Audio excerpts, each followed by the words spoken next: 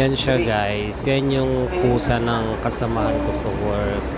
Kulay puti. Mama mo, wala si Rose. Ayan. Tapos nandyan din yung mingming ko. Yung napulot ko sa halamanan. Yan, dito muna kita. Noong una natatakot yan siya eh. Malaki. Ayan siya oh. Tulog na tulog. Diba? So cute. Sarap ng buhay. After dumede, tulog pa din. Matakaw yan siya dumede. Ayan.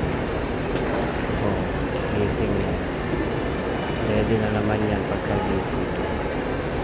Ganyan yan siya. Ang buhay niya bago ako pumasok sa work. Pinapadede ko muna kasi siya lang naiwan mag-isa sa bahay. Tapos nakulong lang siya. Minsan nasa labas siya para may makalaro din siyang mga pusa pero hindi siya umaalis. Pagdating ko nandun pa rin siya sa ano niya, sa higaan niya. Nilagyan ko kasi siya ng carton. Ayan. Oh. Dede na naman, dede. Ayan siya guys. Oh. Takaw dumede yun siya. Drink na drink. Kaya taba-tabahin niya. Super cute pa. Drink na. Para magpapadede sa'yo. Sige, daddy lang. Daddy ng daddy. Ang gatas niyan is ano ba yun? Birds tree ba yun? Yan yung gatas niya. Tako yan. Pagkaalam niya na tinitimplan ko na siya. Tapos inalug-alug ko yung bote. Takbo na yan sa akin. Lalapit na yan siya. Ayaw dan? Hanggat di naubos yung nasa bote, hindi niya bibitawan yun. Kaya super, super love na love ko yung baby ko na yan. Si Mingming.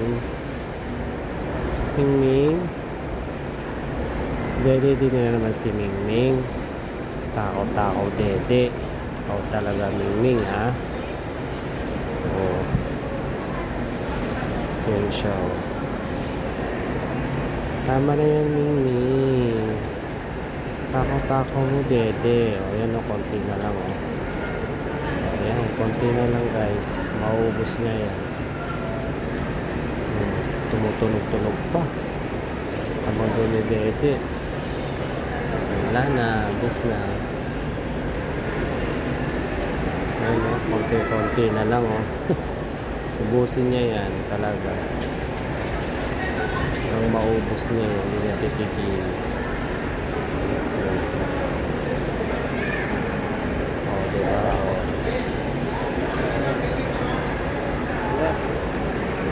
O, ayaw niyang bitawan.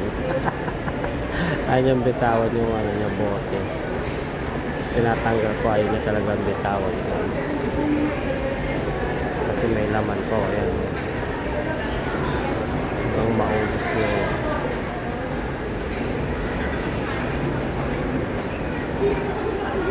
Mingming, tama na yan. Takaw-takaw mo. Ubusin niya talaga yan.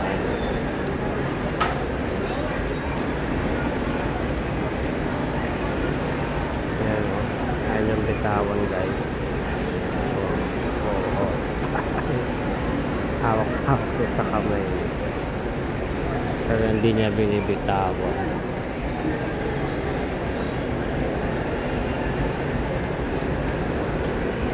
Diba?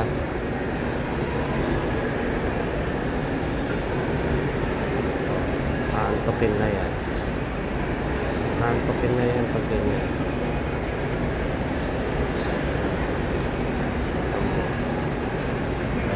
Ayan na siya.